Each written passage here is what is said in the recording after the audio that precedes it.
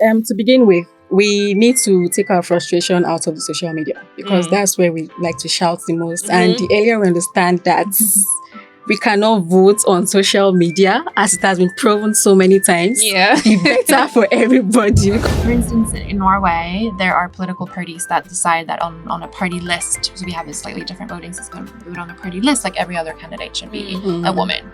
So there are kind of things like that where you ensure that there will be representation, at least within a national assembly. And I think also within kind of a cabinet or a government, we talked about the 35%. We need to have a mind of our own. So in talking about sensitization now, Nigerians really need to understand, especially the youth, they need to understand the power they wield. We make up a huge percentage of the population. We only need to understand that, okay, it goes beyond, getting your voter's card, but you actually have to vote.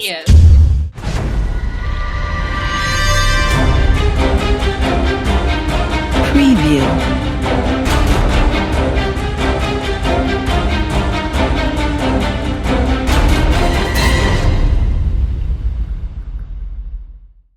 Hello and welcome to another exciting episode on Youthacy. As you know, on this show, we empower young people to be effective community organizers, democratic mobilizers, and productive change agents. Today, we have an exciting conversation with very exciting people in our studio. We're going to be looking at youth participation in democracy. Why does the engagement among youth don't translate into voter turnout in Nigerian elections? I mean, we've had a few elections. We had the Edo State election just happened recently, and we have the Ondo State election as well. Why is it that we don't see the engagement of youth, materialize during the day of the election? We have with us people from the Norwegian Embassy. We have Nina Selma. Thank you so much for being here with us. And Quenesta Youthacy. Thank you so much for coming here as well. Thank you. So welcome once again to Ready to Talk TV and podcast. Please tell us a little about the work that you do in the Norwegian Embassy, the Royal Norwegian Embassy. Can't forget the royal. No, and thank you so much from our side as well, both for inviting us to join you for this. We think also it's a very important conversation, but just in general for the work that you do and the way that you allow us to take part and to learn from the incredible initiatives that take place here. So our embassy here in Nigeria, we cover Nigeria, ECOWAS, Cameroon, Benin, and Togo.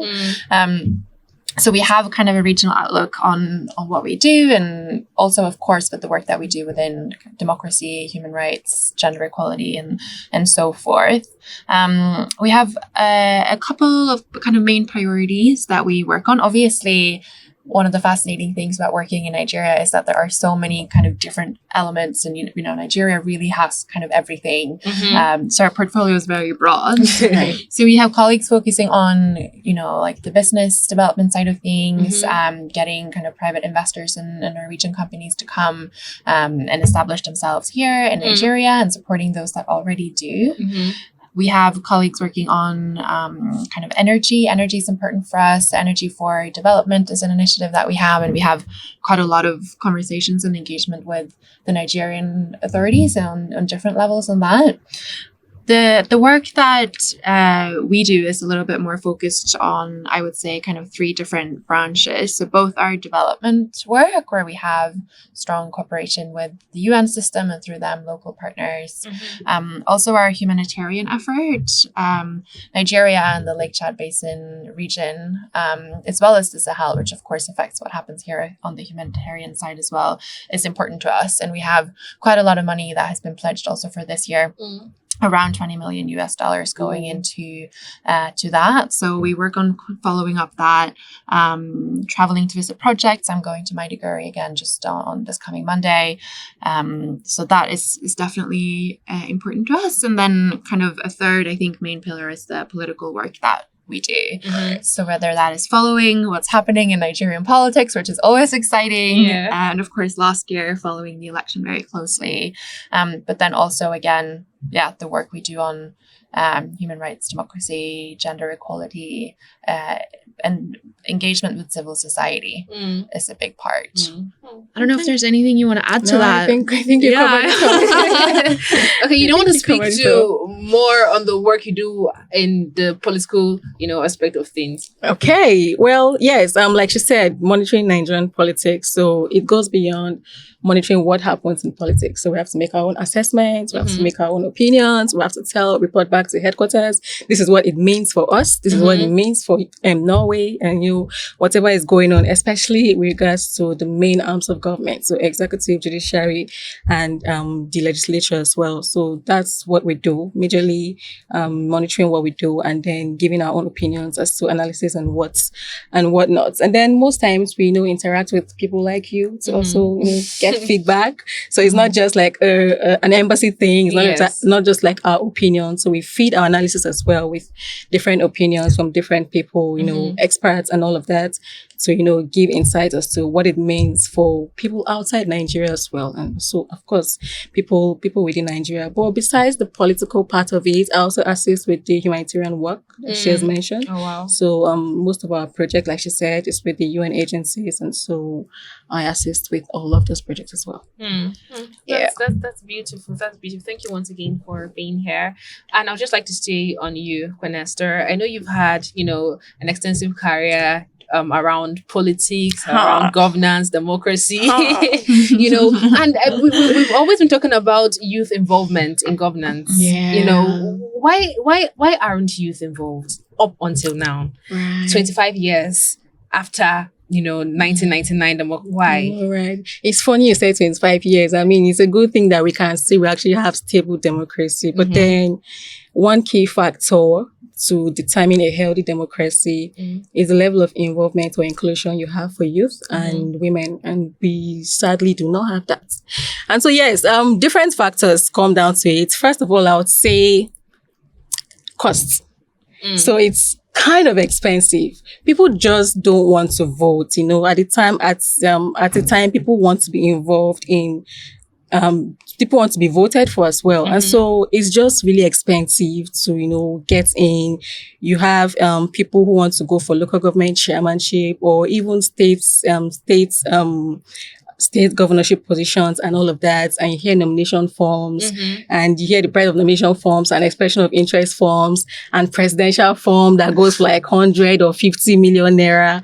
And this is just a youth who probably studied political science and probably got his master's degree from political science and is still trying to get things done, which is why you also have people looking up to their godfathers at the end of the day to, sponsor them and all of that. I just feel like the cost is really very expensive for youth. That's one. And then the second point I'm going to say is that there's like a systemic exclusion, as it says. So we've had cases where before we've asked political parties to, in their constitution or in their mandates, provide a quota system or like a system that would allow for, some level of affirmative action, either 30% for youth and women and all that. And some really major, some top political parties like PDP and APC actually agreed to that. You know what? Going forward, they made promises like, going forward, we're going to do this 35% affirmative action for women and youth. Candidacy level, we're going to allow people, more women and more youth. But these are just talk.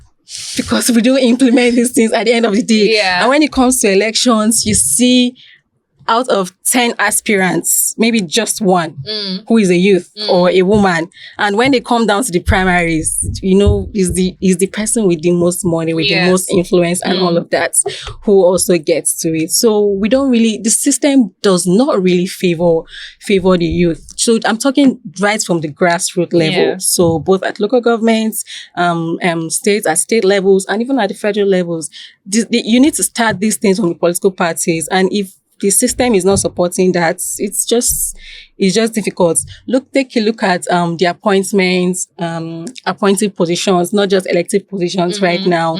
Those are not even encouraging. Sure. And it will be one of the top campaign promises for almost every candidate. Yes. I promise to go, because at the end of the day, they know that this youth, they need their votes. 100%. These women, they need their votes. So they come and give all those promises.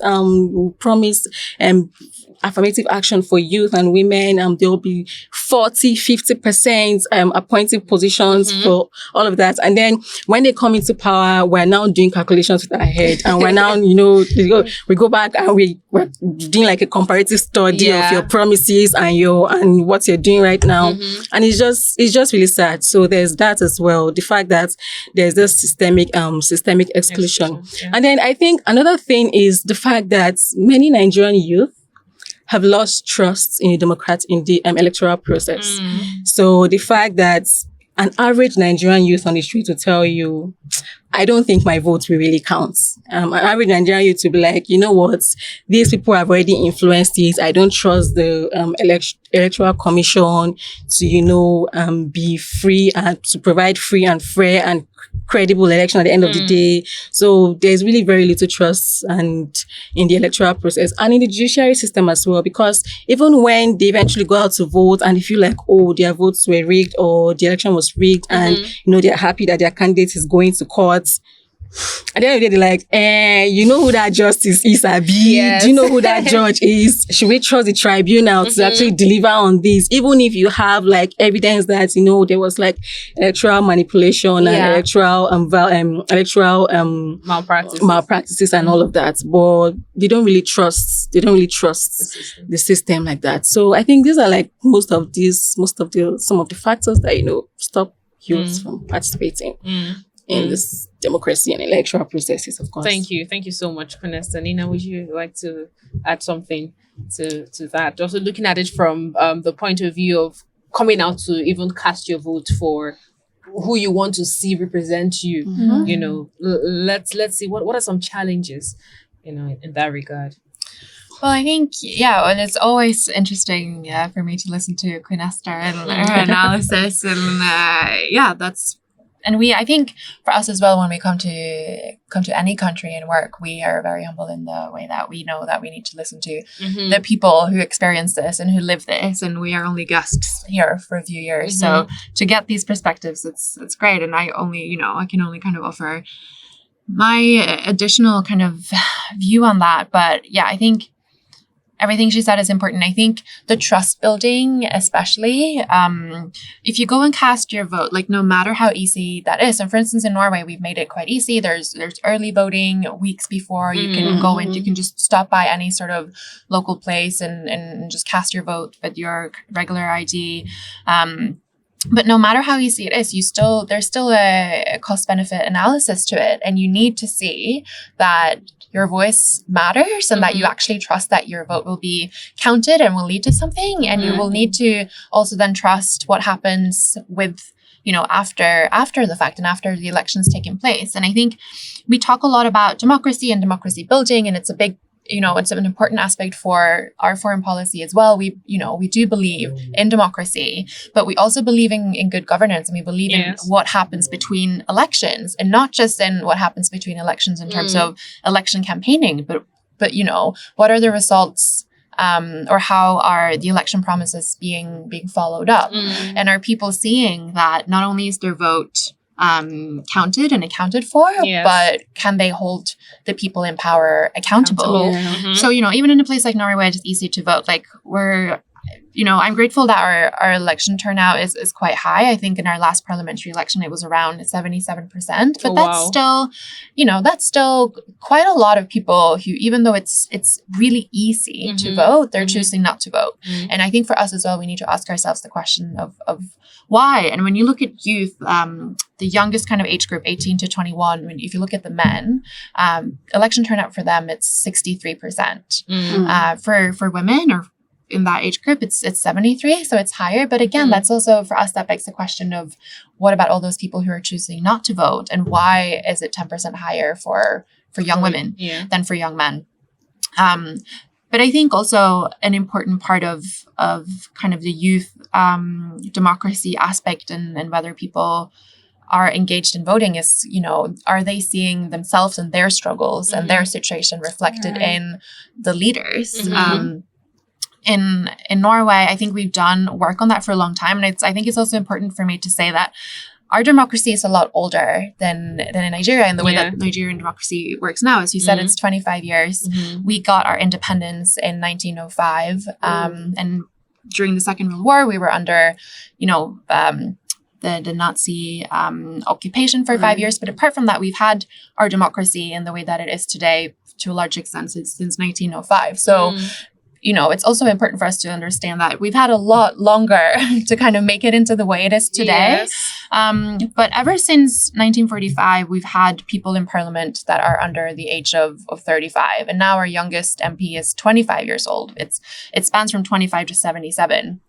In parliament. So that means that really no matter what age group you are, you will see someone representing you. Almost half of our members of parliament are women, 45%. And I think again, if your experience is being a young woman and you're not really seeing the people that you're able to vote for and then the people that are elected reflecting that, then I think that also dissuades you a bit because, if people that have such different lived experiences than you, and that's also related to socioeconomic, status, all of these things. Obviously in a country like Nigeria, your life will look very different based on who you are and where you live. Of course, it is such a diverse country. So to also, I think, increase kind of the diversity in representation, potentially can engage more young people to want to vote as well.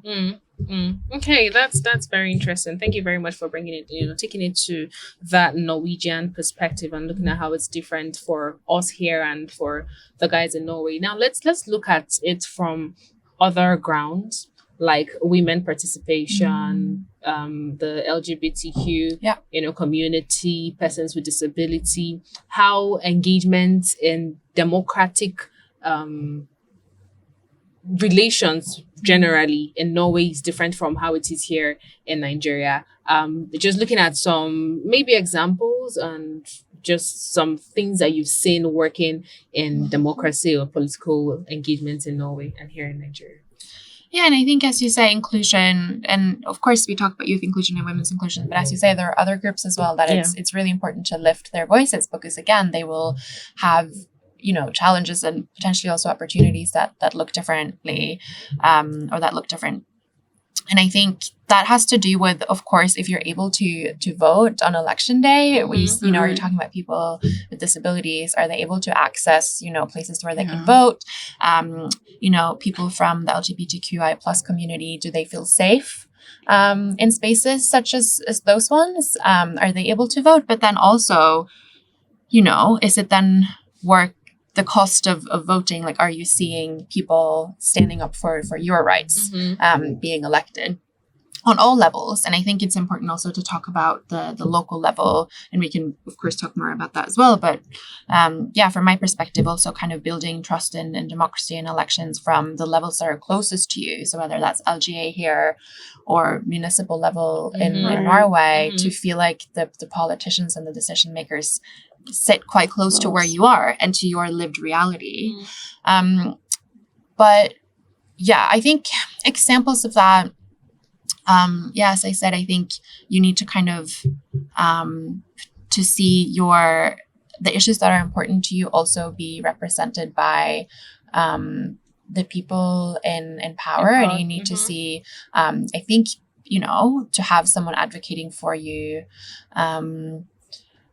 I also, when it comes to that, since you kind of asked about examples as well, I think in Norway, we've had for a long time very strong youth parties and youth engagement. And for us, it's quite common to kind of start going into politics when you're young, and you have this dynamic between the youth parties and the kind of mother parties, as we call them.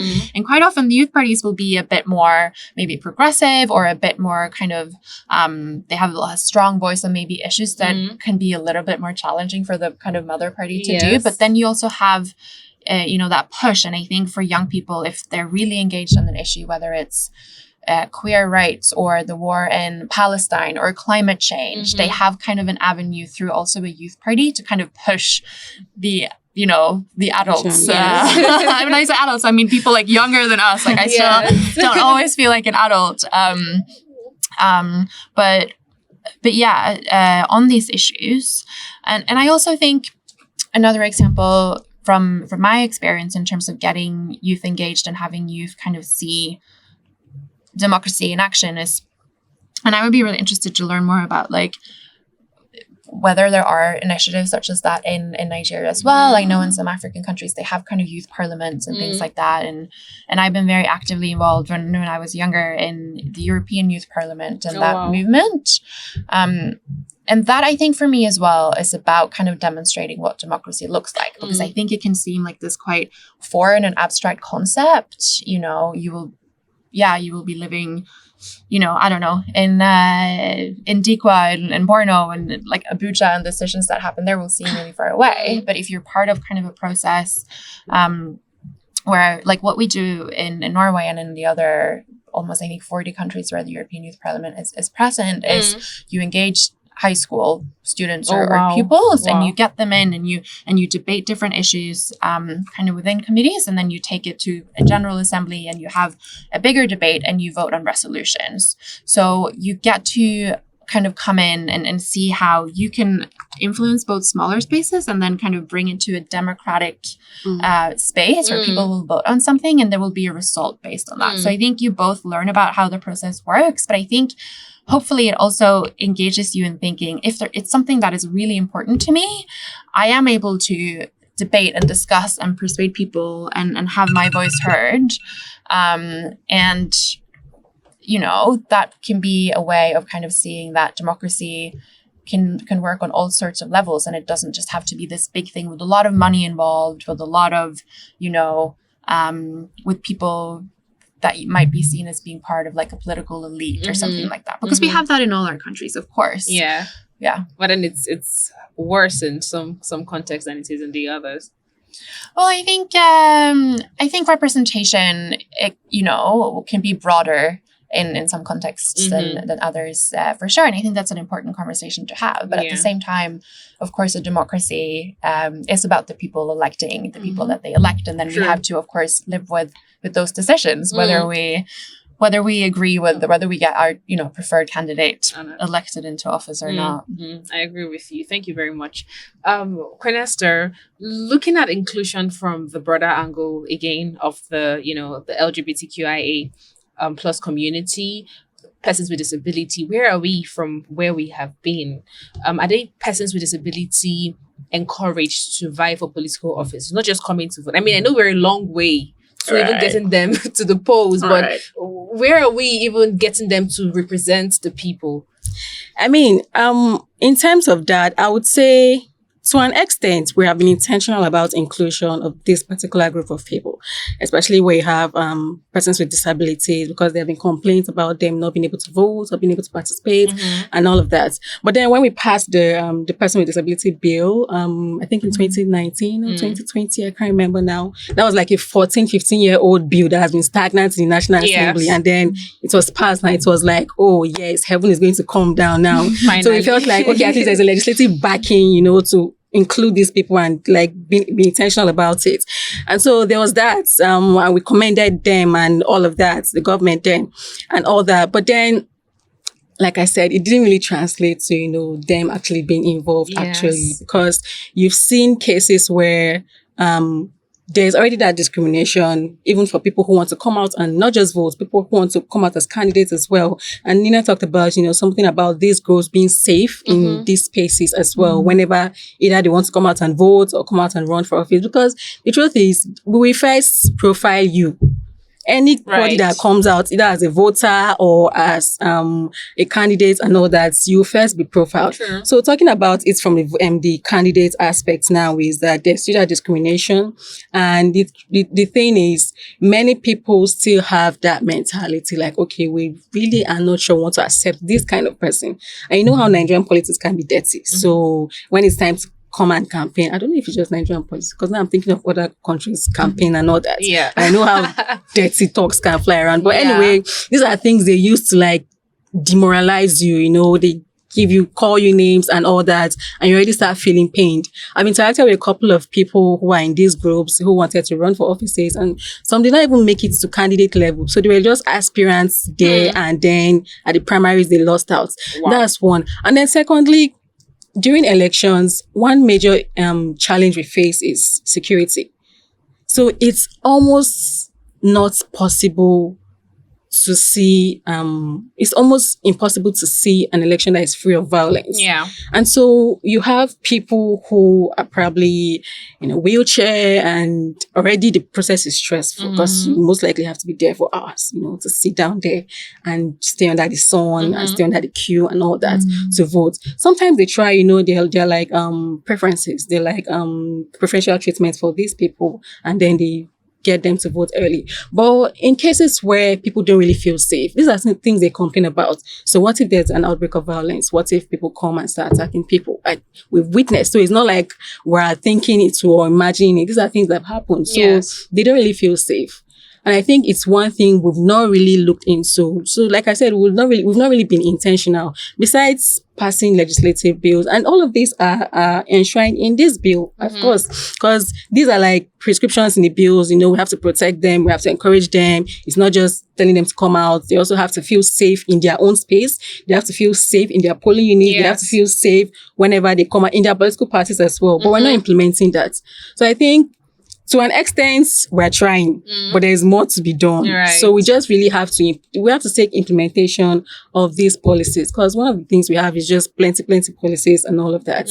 Because if you think of all these things, this is not the first time we're talking about this thing. This is something that we're talking about for a very long time. Youth participation, people with disabilities, LGBTQI people, the people who feel minority, who feel they're the minority, and all of that. But then we have policies to, kind of protect these people in electoral spaces and in democracy, but we're not really implementing that. Yeah. So I think it's one thing to make laws and put up all these policies, but there's more to be done actually. I absolutely agree. In a lot of our conversations, we hear, this same issue of, we have great policies. Yeah, this the head on the shoulder of a lot of people coming up with very interesting, important policies. But then the problem is in the implementation. It's just like everybody goes to sleep when it's time to implement, right? It's crazy. I would like to stay on you, Queen Esther. Why do you think that voiced frustration does not lead to votes? I mean, we saw the NSAS protest in 2020. That was something else. Never seen before, at least not in my generation.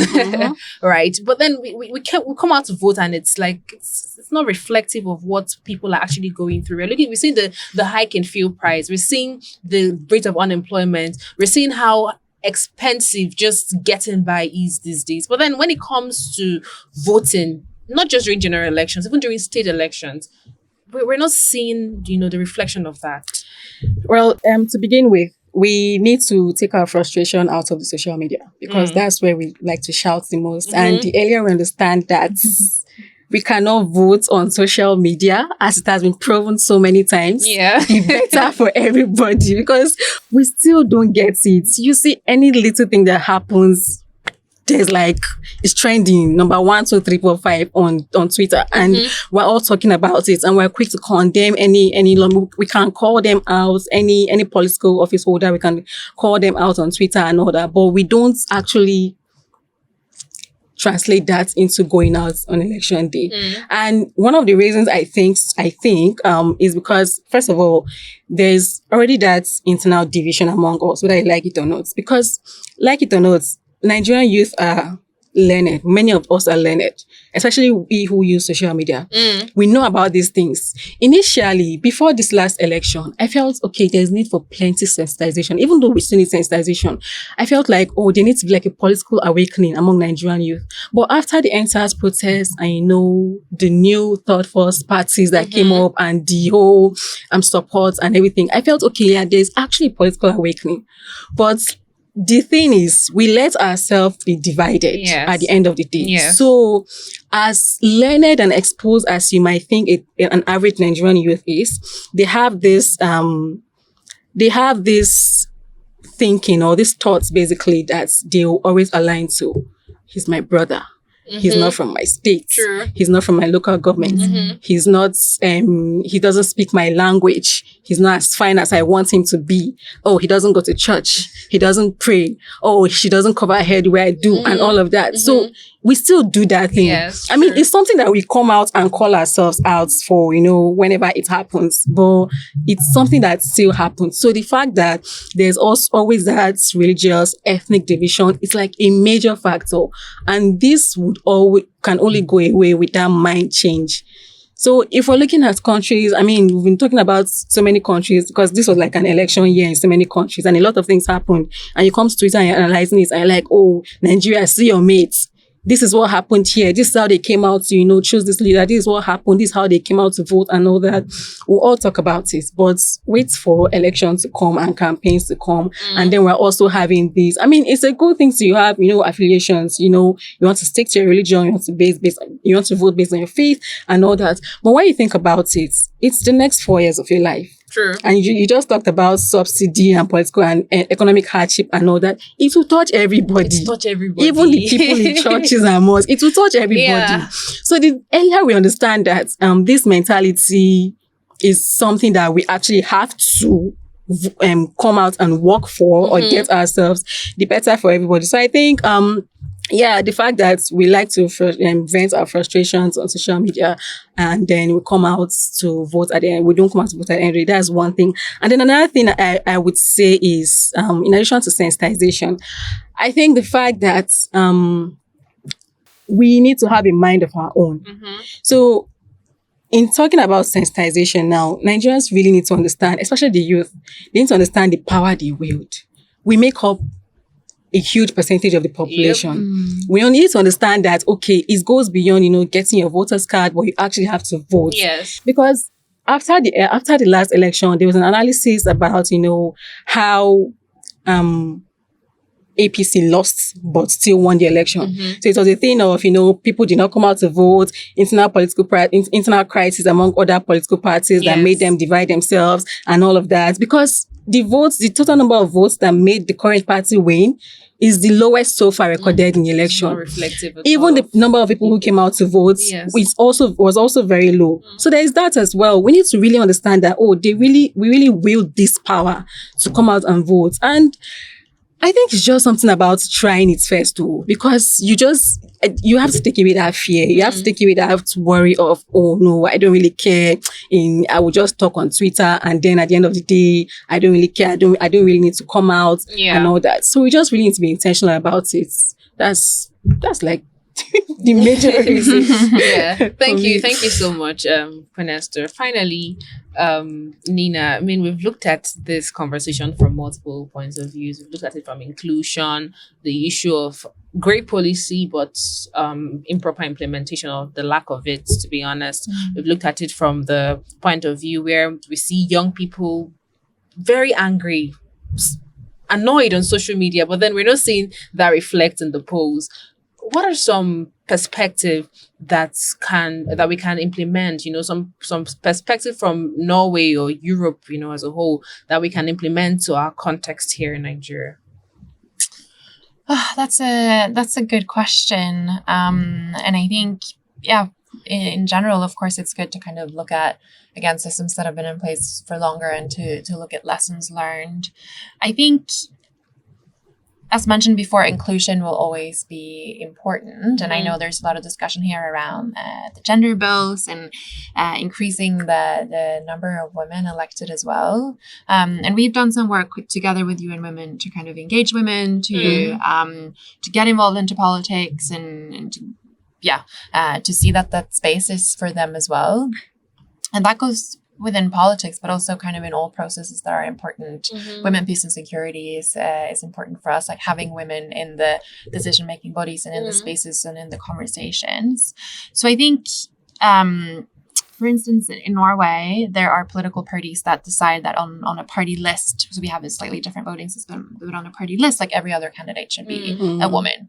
So there are kind of things like that where you ensure that there will be representation at least within a national assembly. And I think also within kind of a cabinet or a government, we talked about the 35% kind of discussion. And I guess we see now also with the reshuffle that the number of women in the cabinet, it's not very high. And, you know, personally, I think that's an area that can be improved and as Norwegian policy as well. Having women be represented is important. I think when it comes to youth, as I said, kind of demonstrating to youth that their voice matters, and also having youth on the lists and in these places. And often in Norway, that starts on a local level. I mentioned kind of municipal elections. I think kind of strengthening the local level of this as well, strengthening the way that, you know, the LGAs structure how elections for those are. We have all the state assemblies, you know. I can completely understand that for some people kind of running for a national office is a big step, and that there are processes where you think, okay, wow, like you need someone experienced to do this. I still think that youth should be included in that. But if that's an opinion, you know, why not start on a local level and build that capacity so that people can't really say, oh no, this, you know, it's not someone qualified for this. Like they will be qualified. They have been part of local processes.